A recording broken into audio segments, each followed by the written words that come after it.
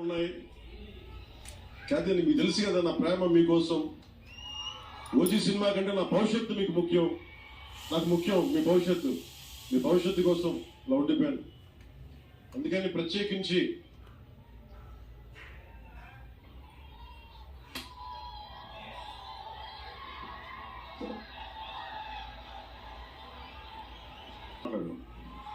OG కోసం వచ్చినప్పుడు OG గురించి మాట్లాడు. అందుకని ప్రత్యేకించి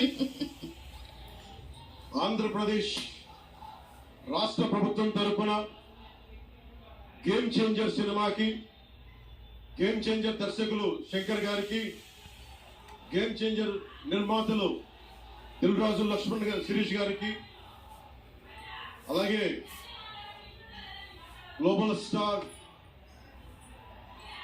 మెగాస్టార్ తనయులు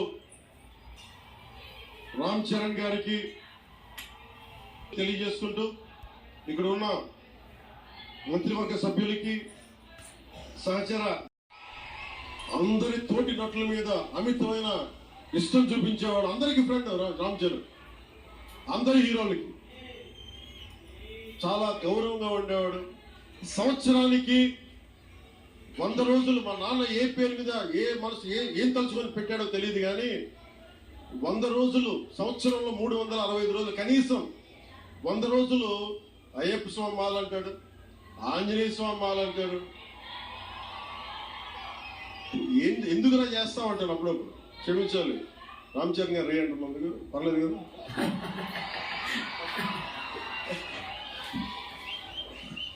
అంటే ఎందుకంటే నాకు బాధ్యత తప్పకుండా ఉండడానికి, నియంత్రించుకోవడానికి, అహంకారం రాకుండా ఉండడానికి, ఎప్పుడు చూడండి చెప్పులు లేకుండా ఉండడు.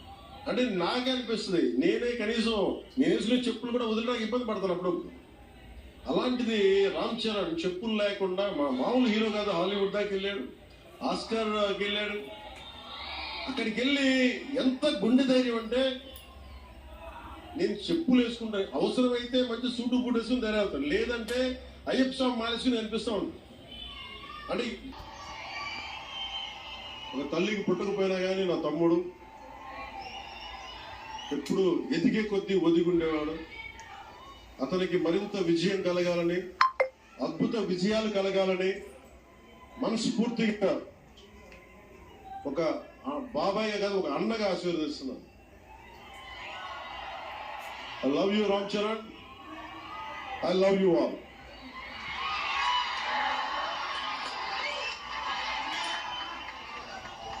నేను ఒకటే కోరుకుంటున్నా, యువత మీ అందరికీ మాట్లాడుతూ ఉన్నా.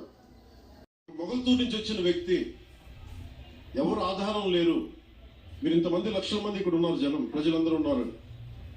మనకి ఎవరో ఒకరు ఉండాలి అని అనుకోకర్లా. మీకు మీరే ధైర్యం. మీరు అనుకుంటే మీరు సాధిస్తారు. గుండె లోతుల్లోంచి నేను సంకల్ప బలం ఉండి దానికి తగ్గ పట్టుదల, కార్యదక్షత ఉంటే మెగాస్టార్ చిరంజీవి గారి లాగా ఎలా సాధించగలరు? ప్రతి ఒక్కరు మీరు కోరుకున్న దాంట్లో సాధించగలరు. అంటే ఆయన ఒక్కడు పెరిగి మా అందరికీ ఆశ్రయం ఇచ్చాడు, ఊరు ఇచ్చాడు. ఆయన ఎంత కష్టపడేవారంటే కనీసం వచ్చి షూలిపోవడానికి అసలు శక్తి ఉండేది కాదు. అలిసి సొలిసి ఒళ్ళు కుమిలిపోయి, అంటే ఎవరిదాన్ని అసలు కందిపోయి దెబ్బలు తిని, ఎందుకంటే అప్పుడు సేఫ్టీ మెకానిజం లేదు. మన గుండా షూటింగ్ టైంలో మన ఏదో అనకాపల్లి ఇక్కడే చిరంజీవి గారు చేశారు, ఎవరు ఆయన సన్నిహితులు చెప్తా ఉంటే, ఆ పడిపోయి ట్రైన్ కింద యాక్సిడెంట్లో కాలు ఫ్రాక్చర్ అయ్యి, అలాంటి ఒక సేఫ్టీ లేని పరిస్థితులు ఆయన చేస్తూ ఇంటికి వచ్చేటప్పటికి మాకు చేయగలిగేది ఏంటంటే, మాకు గిల్టీగా ఉండేది.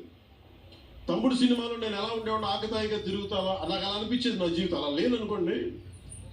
కానీ మా అన్నయ్య వచ్చేటప్పటికి ఏదైనా చేద్దామని తపంతో పాపం ఆయన సాక్స్ తీస్తే కాళ్ళు వాచిపోయేది, ఆ షూ కూడా వచ్చేది కాదు, చెమటతో తడిచిపోయేది. ఆయన షూలు తీసి ఆయన పాదాలు తుడిచి అది చేస్తే ఉపశాంతి మాకు లభించేది. ఎందుకంటే ఇంత